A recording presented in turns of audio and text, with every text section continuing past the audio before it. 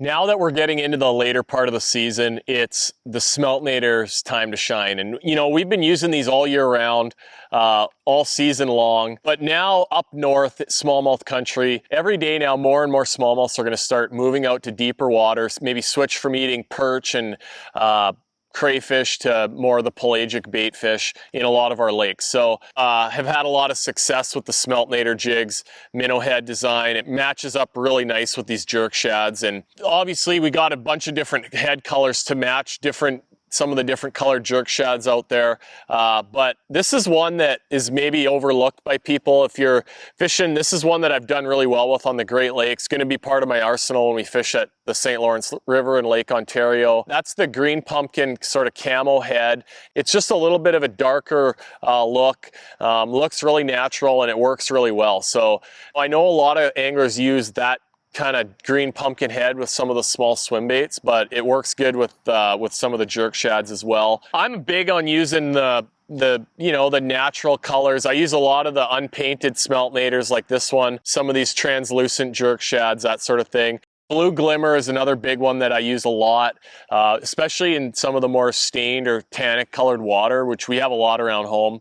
That blue glimmer is a really good one. You see I got the Underspin here. So that's a Smeltinator head, Gamakatsu hook, but we've got a nice little blade under it. It's got a really good swivel. That blade is turning all the time when it's in the water. If you're fishing for fish that are, you know, spitting up a lot of small bait, that's when that Underspin really seems to shine. Or else, you know, a little bit dirtier, murkier water, it's just got a little bit more flash, makes a little more noise. Sometimes you can get fish's attention from a little bit farther away. It's almost like a mini umbrella rig or mini Alabama rig. On the Elite Series, you know, we can't use Alabama rigs, so this is just something that if you're fishing for schooling fish and where they're really keyed in on small bait, that Underspin can be really effective some days. So it's one of those things that you just got to try it. Some lakes, they really like that better, and other lakes, just the regular Smeltinator's better. But these come in a variety of sizes, hook sizes. That's the 3.5-inch bait. I've got the 2-aught in there, and I'm going to use the 2-aught a lot with the 4-inch bait. This is a 4-inch one here. If we start going up to the 5-inch plus jerk shads, we've got the Smeltinators in 3-aught, 4-aught, even up to 5-aught with, you know, if you want to use some of the bigger 6 and 7-inch baits, they fit nicely on those. But as far as sizes go, 10 feet and less, I'm going to go with the lighter heads, 1/8 ounce.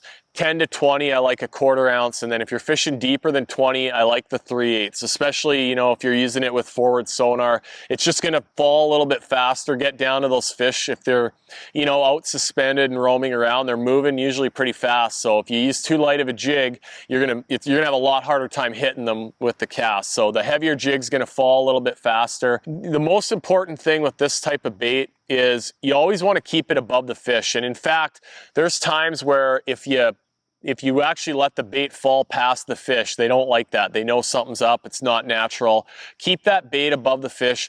If you can make them swim up and work for it a little bit, that seems to trigger a few more bites. That's sort of the name of the game with the Smeltinators. Keep it above the fish, make it, you know, swim and glide naturally, and yeah. Play around with some of the different colors. We've got these in a lot of really beautiful colors. My #1 weapon for smallmouth bass later in the season.